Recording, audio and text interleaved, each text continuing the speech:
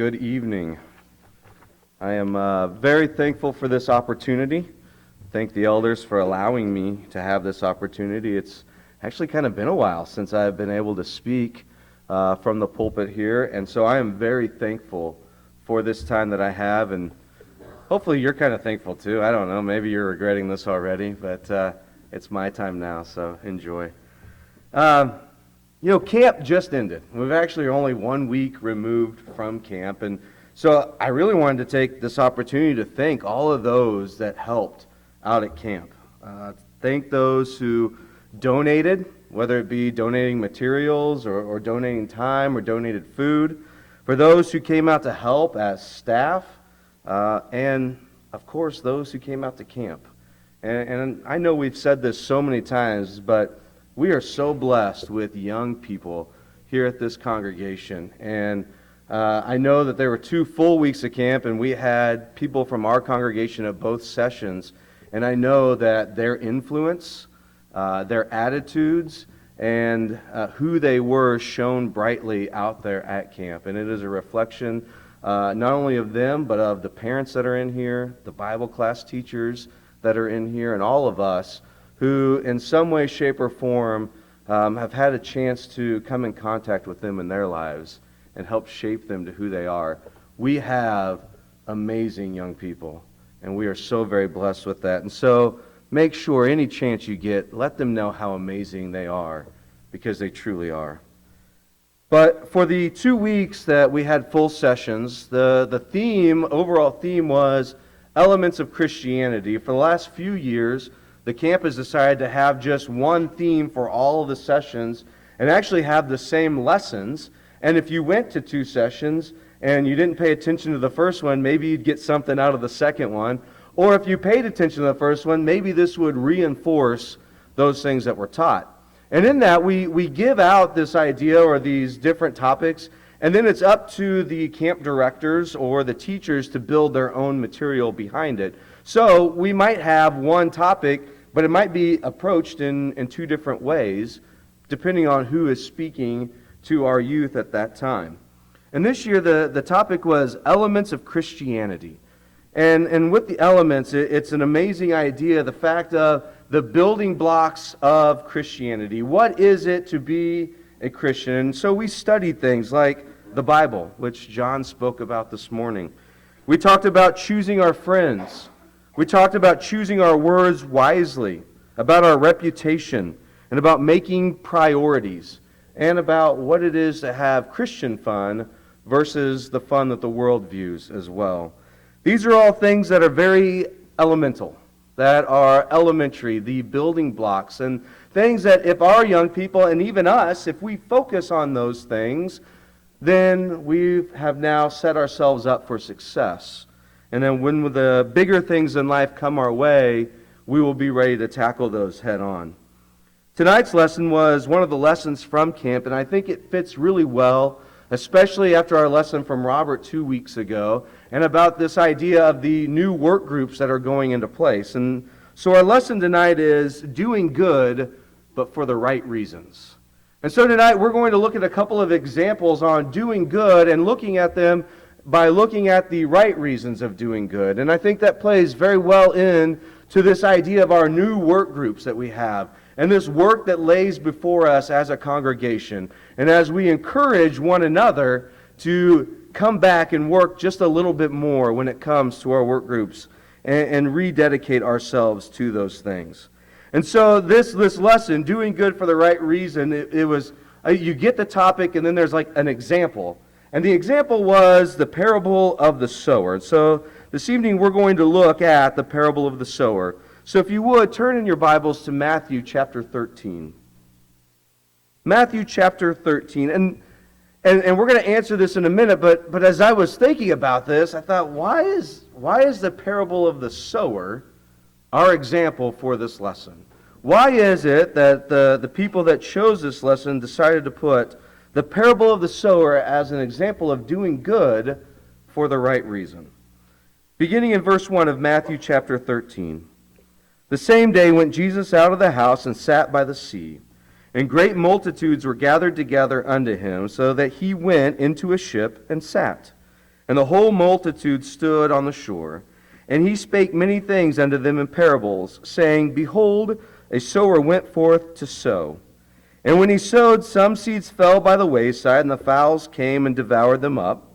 Some fell upon stony places, where they had not much earth, and forthwith they sprung up, because they had no deepness of earth. And when the sun was up, they were scorched, and because they had no root, they withered away. And some fell among thorns, and the thorns sprung up and choked them. But others fell into good ground, and brought forth fruit, some 100-fold, some 60-fold, some 30-fold.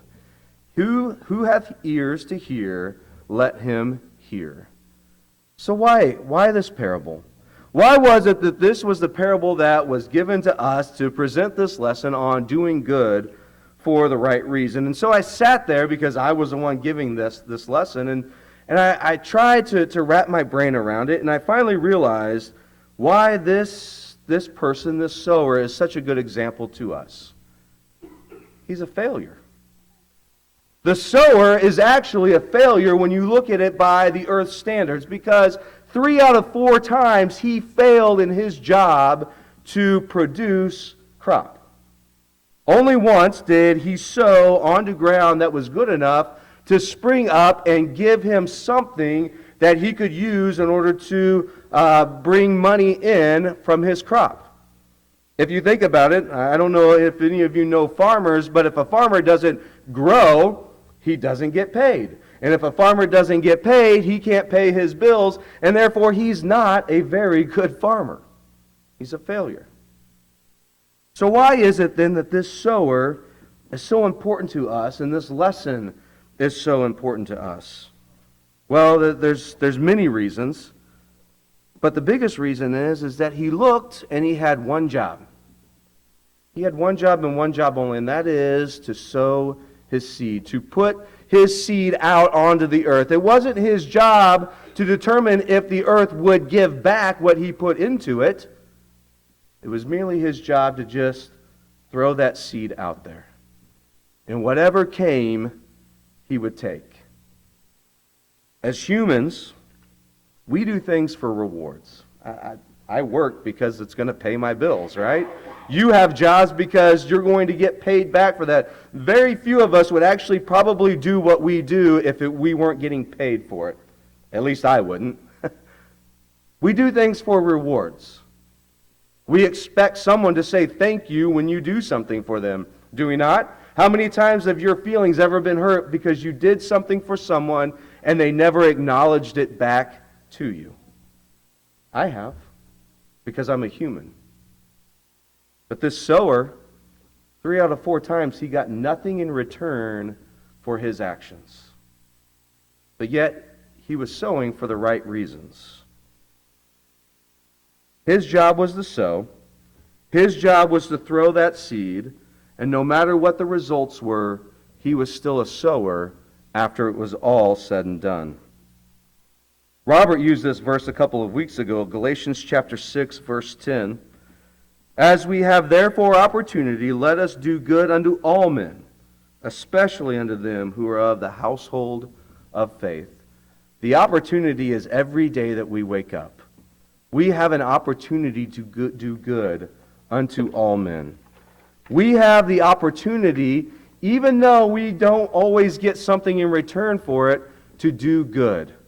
And that is the right reason for us to do these things.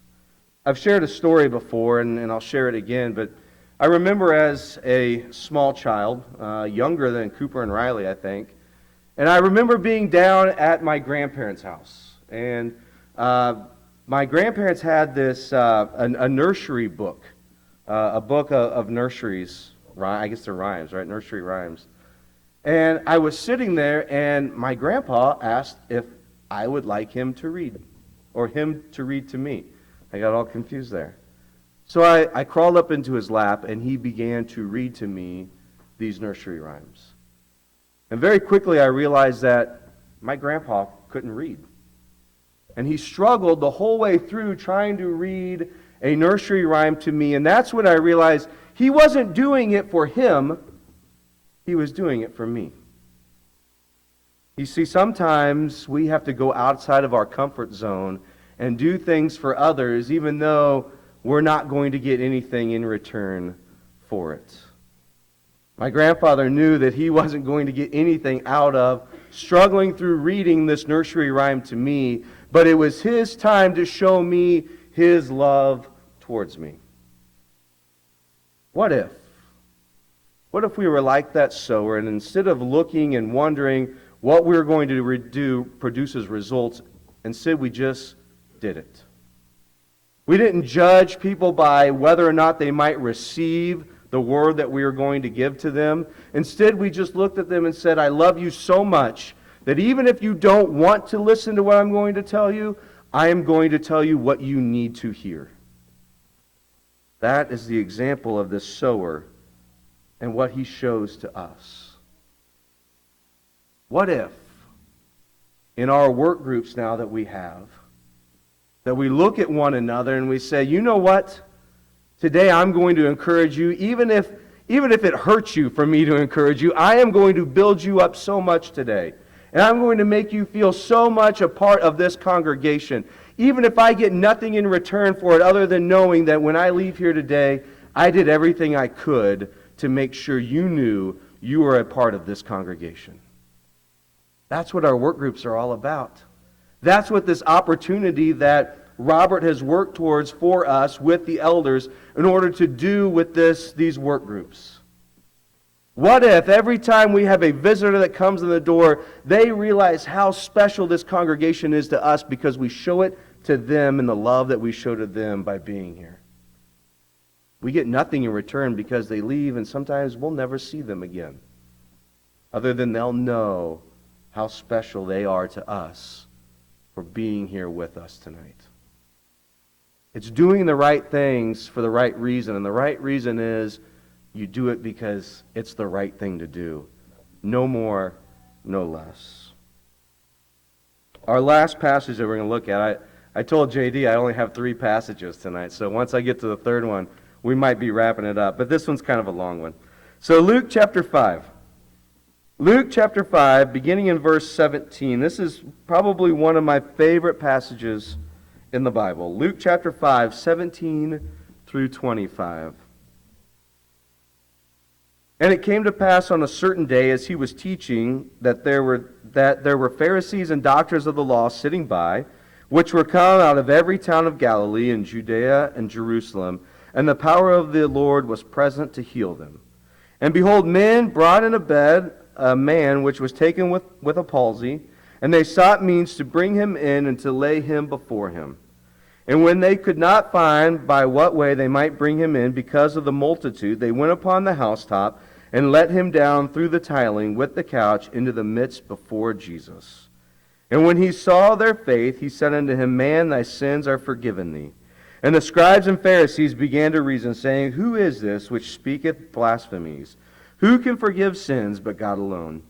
But when Jesus perceived their thoughts, he answering said to them, What reason ye in your hearts?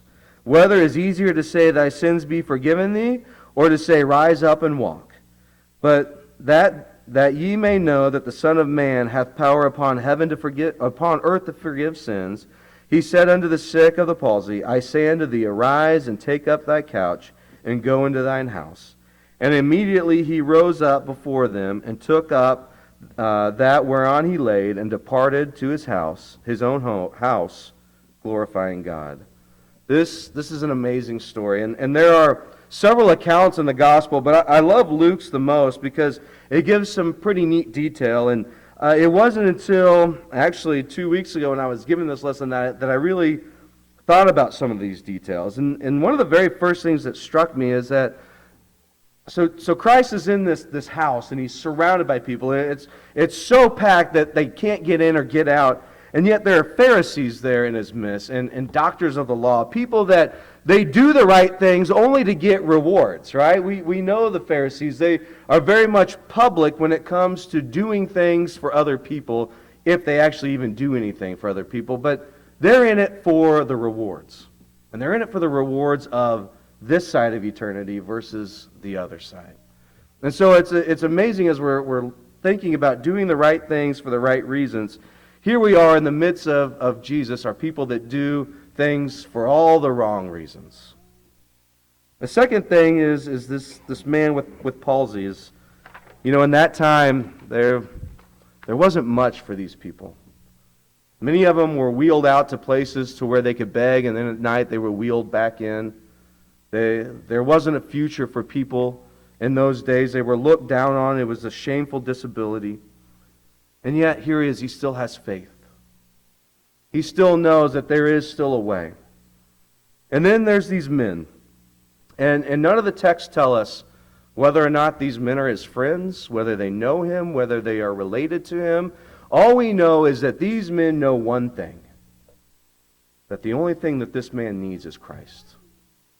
And they're willing to do whatever it takes to get this man to Christ. Now, we know that Christ here in this passage is showing wonders to these people. That's why they're all gathered in. He's doing things for them. And here is a perfect opportunity to show these wonders, and no one makes room for this man to get in. Now, I've been in crowded places. Brooke and I, when we were in Paris, we were in a subway, and there was no room between us and the next person. You were just mushed up next to them. But if someone behind you needed to get out, everybody knew if you just filed out and filed back in, you could get back into the subway. And yet, in this circumstance, no one was willing to move for this man and these men that were carrying him in. No one. Why? Because they were there for their own reasons. And so these men determined, knowing that the only thing this man needed was Jesus, they were willing to tear the roof off of this building for this man. After they lowered him down, there is not a single account in any of the Gospels of these men again. They're never mentioned, they're never named, they never say that Christ looked up to these men and thanked him for bringing him to them. It actually doesn't even name that this man that was healed goes back and thanks these men. They are never mentioned again after they lower him down into this building. Why? They didn't do it for their own glory. They didn't do it for their own recognition or for their own praise. They did it because they knew that this man needed one thing. He needed Christ, and they were willing to do whatever it took for this man to have what he needed in his life. And when their mission was over, they were never heard from again. So what about us? What about us? Are we willing to go to those lengths that those men did for that man in order to find people in this world that need Christ and bring them to him? Are we willing to pull the metaphorical roof off of a building for people to see Christ, to know him, and to be able to see his cleansing power when it comes to their sins? Are we willing to do that? Are we willing to do things for the right reasons? And the right reason is, simply put, for no reason other than that's what other people deserve in their lives as well. That's the question that we must answer tonight. It might be a family member. It might be a friend. It might be a coworker. And it might very well be a complete stranger. But are we willing to do those things for those people that we come in contact with? As we read in Galatians chapter 6, verse 10, and I'm going to go back because I'll mess it up if I don't. But it says, as we therefore have opportunity. The opportunity is every time we see someone who does not have Christ in their life. The opportunity is every time we start a conversation with a loved one that is lost. The opportunity is every time we come into this building to build up and lift up one another. The opportunity is right here and right now. Will we take advantage of that opportunity? Will we do right for the reason of it's the right thing to do? The question is ours. The challenge is ours. And I hope the answer is yes. Tonight we have another opportunity. We have another opportunity to make our lives right with God. For those who have not put on Christ in baptism, the baptistry is ready, and we are more than willing to help you along your walk with Christ. And for those who need prayers, we are ready and willing, and the only thing that we ask in return is that you pray for us as well as we pray for you. Whatever it may be that you need, come forward now as we stand and as we sing. I am resolved.